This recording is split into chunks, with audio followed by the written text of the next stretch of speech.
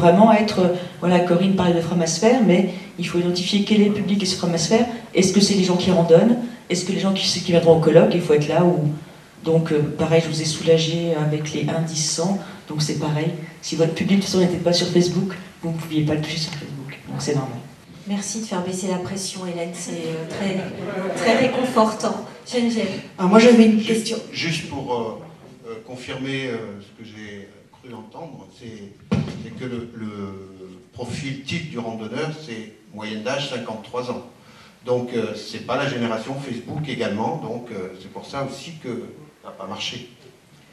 J'avais une question peut-être pour remettre un peu les choses en perspective. Christian, j'aurais trouvé que ce serait intéressant que tu parles du système du comptage et juste pour qu'on ait une idée aussi du nombre de randonneurs finalement, parce qu'on n'a pas beaucoup eu de présentation un peu plus générale finalement du chemin et du nombre de randonneurs qui passent chaque année sur Stevenson. Et ça m'a mené à poser une question un petit peu plus taquine, c'est jusqu'où vous voulez aller en nombre de randonneurs, en termes de capacité d'hébergement, et jusqu'où ça finira par ne plus être durable, parce que jusqu'où finalement la randonnée peut préserver, enfin je dirais s'il y a trop de monde sur un chemin de randonnée, à partir de quel moment on est au seuil de tolérance où on peut plus, où la nature peut plus le supporter? Est-ce que ces questions se posent dans le réseau? Est-ce que c'est des choses dont vous débattez? Oui, c'est des questions qu'on se pose. Et c'est plutôt un signe de bonne santé quand on se pose ces questions-là. Mais bon, le comptage, on l'a fait en 2010 avec 4, 5 ou 6 même sources d'informations différentes et surtout l'aide d'un cabinet d'audit spécialisé dans les événements sportifs. Donc il y avait des éco-compteurs qui étaient disposés, il y en avait 6 tout au long du chemin. Donc c'est des appareils qui permettent de savoir qu'il y a un piéton qui est passé là. Il faut décompter les sangliers, les vaches, les chèvres et tous ceux qui passent pas, et les ânes, et les ânes, et qui passent là mais qui n'ont pas fait le chemin de Stevenson. Donc il faut tester les éco-compteurs. Donc c'est déjà un moyen, c'est quand même le plus fiable de tous. Il y a on a en collaboration avec la Fédération de la randonnée le nombre de topoguides vendus, qui est croisé avec des enquêtes qu'on a fait en vis-à-vis avec des randonneurs. Donc ça c'est le cabinet d'audit qui a envoyé pendant une soixantaine de journées des personnes qui remontaient le chemin en sens inverse, puisqu'il se fait généralement toujours nord-sud, et qui demandaient aux gens, dans votre groupe, combien vous avez de topoguides. Donc en croisant avec le nombre de topoguides vendus dans l'année, on peut aussi confirmer les chiffres, croiser les chiffres des éco-compteurs. Après, il y a eu les hébergeurs. Il y avait une vingtaine d'hébergeurs qui s'étaient engagés à comptabiliser tous les gens qui passaient chez eux et qui faisaient le chemin. Bon, il y a eu plein d'autres sources d'informations. Aussi un appel aux randonneurs pour qu'ils remplacent des questionnaires en ligne. Et puis, bon, le comptage par une soixantaine de journées d'observateurs qui étaient sur le chemin. Et puis après, donc à différents moments de l'année, évidemment, à différents tronçons du chemin. Voilà, c'était la source d'information de l'étude d'impact économique 2010. On a depuis essayé de maintenir un observatoire des randonneurs pour mesurer, continuer à mesurer, en modélisant un peu cette étude-là, mais avec surtout les chiffres donnés par des éco-compteurs. Malheureusement, il y a eu des déboires sur certains éco-compteurs. Il y en a un qui a été détruit par un agriculteur il n'y a pas longtemps, en Haute-Loire, il y en a un autre qui a été déplacé. Enfin bon, on n'a pas vraiment de chiffres fiables, malheureusement, au jour d'aujourd'hui. L'estimation, c'est qu'on n'a pas baissé en fréquentation. L'augmentation, peut-être, mais c'est pas sûr. Et on est toujours à 6000, 6500 randonneurs, à peu près. Après, sur le seuil de tolérance de la nature, du chemin, ben c'est difficile à imaginer. On pense que ça peut doubler sans que ce soit dramatique. Peut-être à partir de là, il faudra se poser des questions. on essaye d'être attentif justement à l'évolution des sols, là où ils sont fragiles et là où les randonneurs passent, et en nombre, pour éviter qu'il y ait des dégradations trop importantes. Mais c'est encore très marginal et très peu présent, très peu inquiétant, on va dire. Après, il y a des observatoires aussi sur les déchets qui sont laissés par parfois des randonneurs, donc on incite les gens à observer, à faire état de ce qu'ils ont vu comme poubelles ou autres déchets trouvés sur le chemin.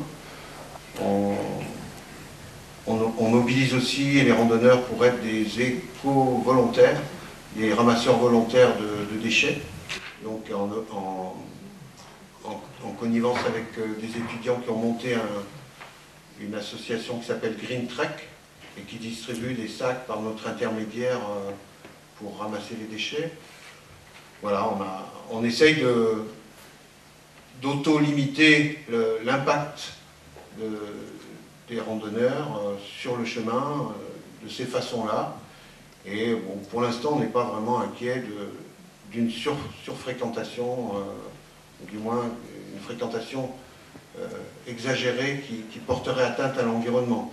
Elle est d'ailleurs auto-limitée par elle-même, vu qu'il y a un moment où les hébergements sont pleins. Il y a des goulots d'étranglement, et le temps que ça génère, parce que la main invisible du marché opère, le temps que ça génère des nouveaux hébergements qui se mettent en place pour répondre aux besoins, il y a du temps qui s'écoule, et du coup c'est quand même déjà une bonne régulation. Bon, l'apéro surfréquentation est donc pour reporter à plus longue échéance. Du coup, une idée de petite expérience irréversible de coopération, j'en parlais tout à l'heure. Il y a 6000 personnes à peu près, ça ? Oui. 6000. Donc, imaginons une petite interface, alors sous forme d'un petit formulaire un peu tout bête, là, qui permet aux gens de partager leurs plus belles photos. Et donc cette photo, tu la mets et tu peux simplement la géopositionner, parce que maintenant il y a des techniques qui permettent de positionner la photo à l'endroit où tu l'as prise. Allez, si tu as 10% des personnes qui font ça, on se retrouve avec un certain nombre de photos qui sont mises à jour, donc ça peut être sympa. Donc pour l'instant, la première année, on va faire les photos des paysages, et puis la deuxième année, on va faire allez, ta plus belle plante, ou alors l'insecte qui t'a bougé la tête. Et donc petit à petit, donc c'est les petites choses, donc techniquement tu donnes 1, mais sauf que si tout le monde donne 1, tu peux d'année en année avoir un vrai centre ressources que vous n'êtes pas obligé d'animer. Du coup, quand je dis animer, il y a peu d'enjeux que quelqu'un mette une photo de femme nue, enfin à la limite vous l'enlèverez, mais ça peut même créer du désir. Mais du coup, je pense qu'assez rapidement, il n'y a pas beaucoup de risques et ça peut être fortement intéressant. Alors, il y avait Marie qui voulait répondre, et puis après, j'ai bien vu que vous aviez réclamé la parole. Oui, en fait, je voulais réagir par rapport au seuil de tolérance. Alors, c'est peut-être aussi une petite expérience irréversible de coopération à avoir. Il y a d'autres chemins de randonnée qui sont en train d'atteindre leur seuil de tolérance. Je pense au chemin de Saint-Jacques, où là, en Espagne, sur le dernier tronçon, les 100 derniers kilomètres, ils sont en surcapacité. Ils le savent, là, ils ont atteint le million. En été, c'est juste plus possible. Les hébergements débordent, les randonneurs arrivent, il n'y a pas de place pour dormir. Donc, ils sont en train d'arriver au moment où il faut se poser des questions. Et en Italie, de l'autre côté, la Via Francigena a le même problème. C'est-à-dire que sur certains secteurs, ils sont surchargés, les villages ne sont plus en capacité d'accueillir, des zones sont en train de devenir dangereuses pour les randonneurs, donc peut-être qu'il y a un petit système d'échange avec ces autres chemins de randonnée, se rencontrer et discuter de comment eux ont réussi à envisager des solutions pour voilà, un réseau de réseaux. Alors, une réaction de Christian, et après, je vous promis, je vous donne la parole. Oui, juste pour prendre la balle au bon, ce réseau de grands itinéraires que Marie propose, effectivement, c'est quelque chose à quoi l'on songe depuis un petit moment, et qu'on va proposer à un certain nombre de partenaires ici présents, dont la Fédération de la Randonnée, le Chemin de Saint-Guilhem et d'autres grands itinéraires, pour essayer de réfléchir ensemble à comment on peut peut-être aller vers la création d'un réseau des grands chemins d'itinérance pour échanger les bonnes pratiques, se mutualiser des outils participatifs et avancer ensemble pour mieux travailler, pour mieux contacter aussi le public qui est le nôtre, parce que c'est un public souvent commun. Donc demain, de 10h à midi, au centre d'accueil des Cévennes, il y aura cette table ronde pour commencer à parler d'un réseau de la grande itinérance, effectivement. Avec buffet, grands itinéraires après. Monsieur. Oui, alors Pierre Muller du chemin de Saint-Guilhem, justement. Voilà. Donc j'ai juste un point là par rapport à la proposition pour les photos sexy, Modestine à poil, ça pourrait le faire. Elle l'est déjà.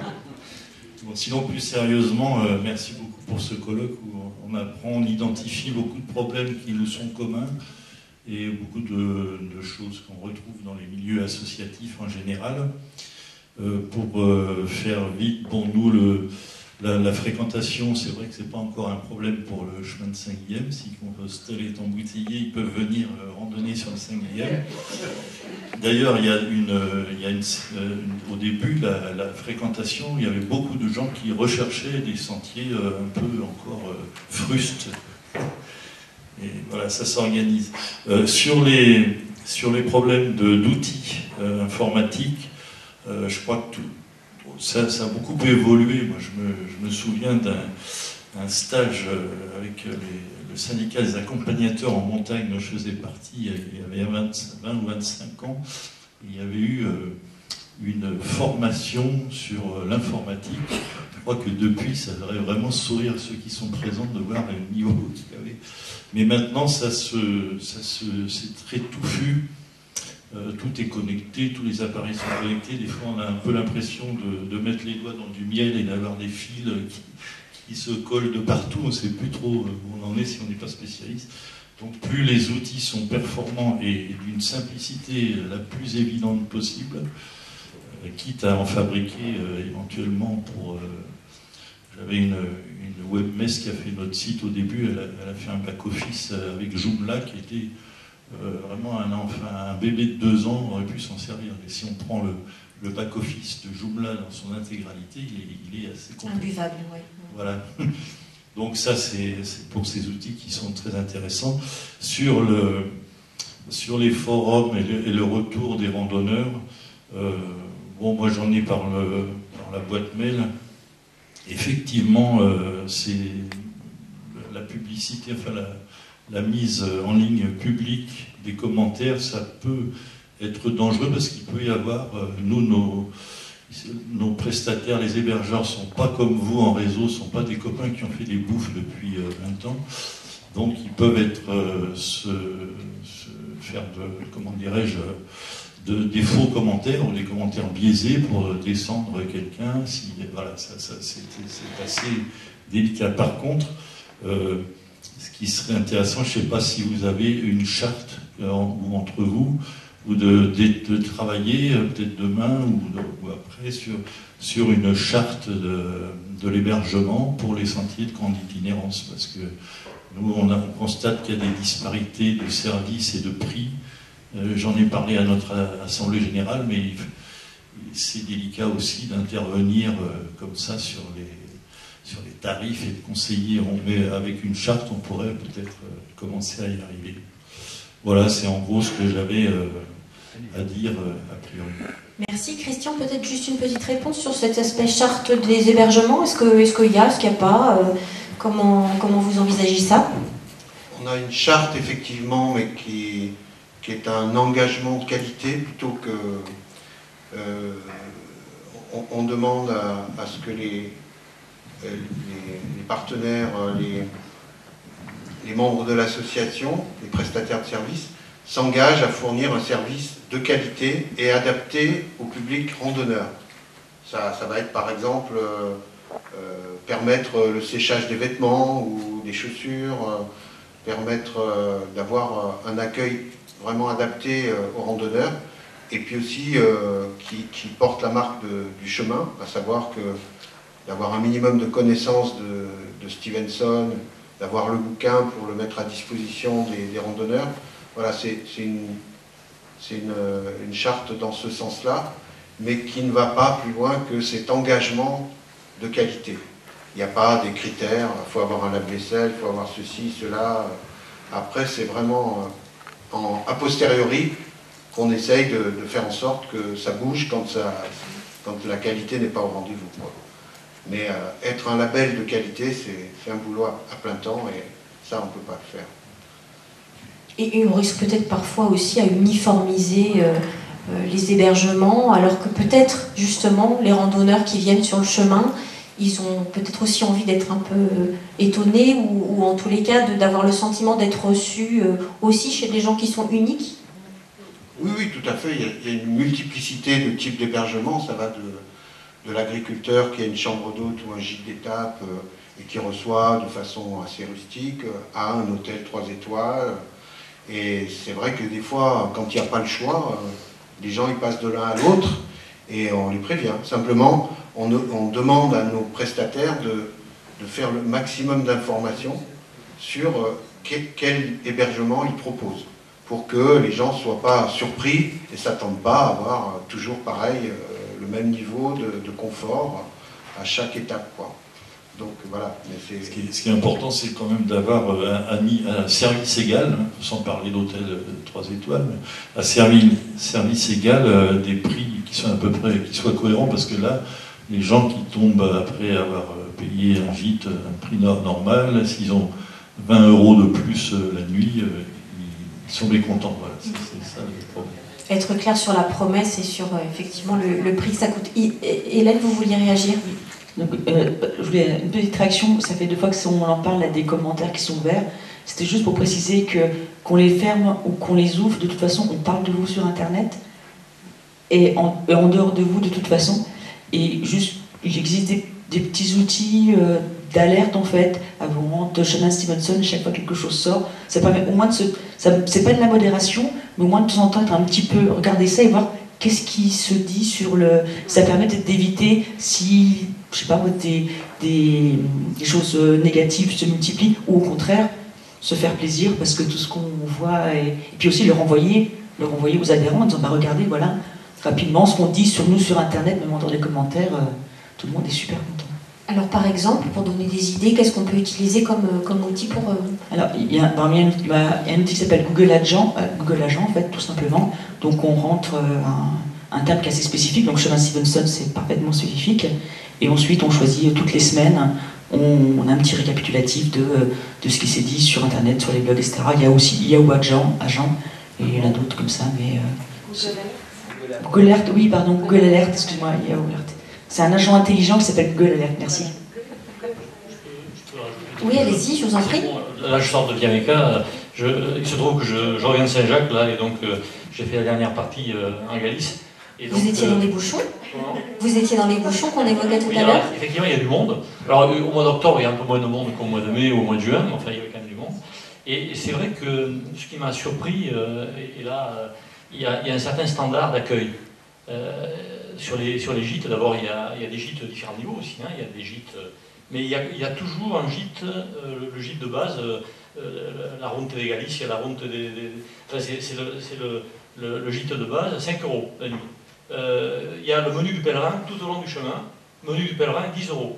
Dans tous les restaurants, toutes les villes qu'on a traversées, de Burgos à Saint-Jacques, vous avez le menu du pèlerin à 10 €. Et ce menu du pèlerin, il faut reconnaître que, je ne sais pas comment ils font, il doit y avoir des accords avec les locaux au papier de TVA, je ne sais pas, parce que c'est vraiment un sacré menu.